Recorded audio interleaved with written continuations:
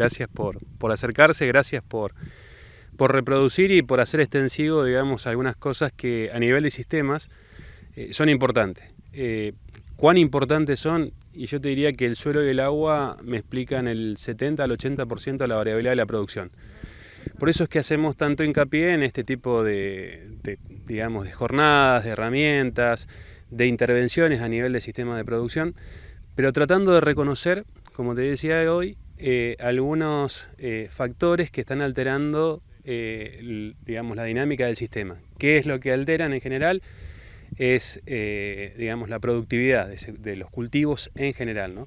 Entonces, lo que me pidieron, digamos, desde la cooperativa, desde el INTA, es que hagamos digamos, planteemos escenarios,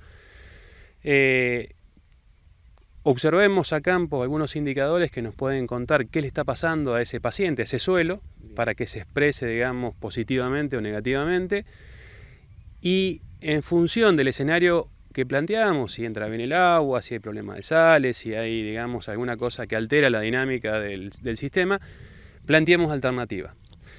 Para nosotros, digamos, que venimos digamos, transitando diferentes puntos del país y tratando de reconocer este tipo de problemas, digamos, como los que vamos a ver hoy, nosotros le llamamos el método de las 3 etapas, o lo abordamos a través del método de las 3 etapas.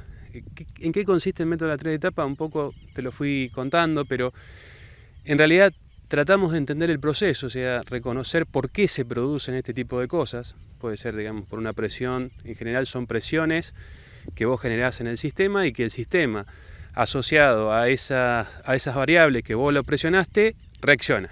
Reacciona, digamos, puede ser que reaccione neutral o puede ser que reaccione, digamos, con algunas dificultades. Hay alternativas, digamos, que nos cuenta el suelo de dónde está viniendo, digamos, el problema que nos está aflorando, digamos, en superficie.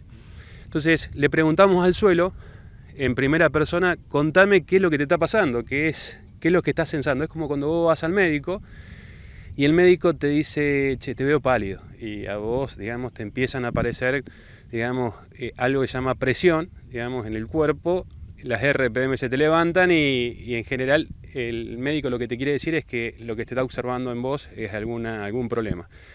Que ese problema, digamos, en general es una mirada sobre ese paciente. Entonces, nosotros lo que decimos es que en general la agronomía se ha transformado, digamos, en algo más asociado a un mapa, a un NDVI, y no hay una agronomía de campo, digamos, una agronomía donde abra el paciente y vea, digamos, los diferentes componentes que tiene, cómo están funcionando. Entonces, eso es lo que estamos proponiendo, o sea, que el médico vaya al campo, no que el paciente viaje hacia el consultorio, el médico venga al campo. Bueno, nosotros lo que hacemos a campo es tratar de censar colores y formas. Con colores y forma uno podría reconocer procesos que vienen actuando sobre ese suelo y que están generando un conflicto, y por eso estamos hoy acá, ¿no? Entonces uno plantea diferentes escenarios con diferentes indicadores para ver si todos le están contando lo mismo. Es como si vos tuvieras una planilla abierta y dijera, este problema coincide con esto, coincide con esto, coincide con esto. Bueno, asociado a eso, ahí viene la tercera etapa. La tercera etapa es generar alternativas. ¿Sí? Che, en función de este problema que estamos teniendo, cuáles podrían ser las variables que deberíamos manejar en tiempo, en fecha de siembra, en especies, en densidades y en alternativas, digamos, de siembra. Bueno, trayendo un poquito aquí el escenario que se va a ver hoy, ¿qué tipo de suelo tenemos en esta zona y cuáles son las problemáticas que se plantea o que actualmente están apareciendo? Mirá, uno reconoce, digamos, en diferentes escenarios que hay dos problemas principales, y es un poco lo que vamos a plantear en la charla introductoria.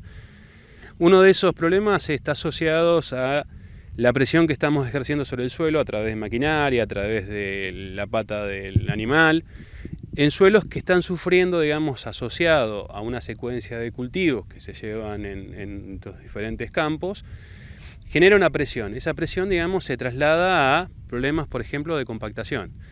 El problema de compactación es una variable que hoy está generando mucho conflicto desde el punto de vista de los cambios, digamos, que produce a nivel de cultivo, tasas de crecimiento de cultivo, rendimiento, por lo tanto, Pero el primer efecto que genera es sobre el movimiento del agua en el suelo. ¿Y por qué sobre el movimiento del agua? Y por eso hacemos tanto hincapié. Porque el agua, digamos, es el nutriente que nos explica, como te decía hoy al principio, el 70% de la variabilidad de los rendimientos de los cultivos. Entonces, hacemos mucho foco en el agua. Después nos vas a ver, digamos, que tenemos diferentes anillos para evaluar, digamos, cómo está entrando el agua en el suelo. ¿Por qué? Porque esa es la primera, ¿sí? De lo que me ofrece la naturaleza o de lo que me recoge el pluviómetro, ¿cuánto realmente de esos 50, 30, 100 milímetros entran realmente en ese lugar? Y las napas en general vienen con un acompañante, en general traen sales que pueden ser de características como esta, muy solubles, que generan, digamos, un impacto salino en superficie, dispersión, menor entrada de agua, encharcamiento y pérdida de los cultivos. Y por lo tanto, digamos, ese escenario sufre, digamos, determinado deterioro en el tiempo.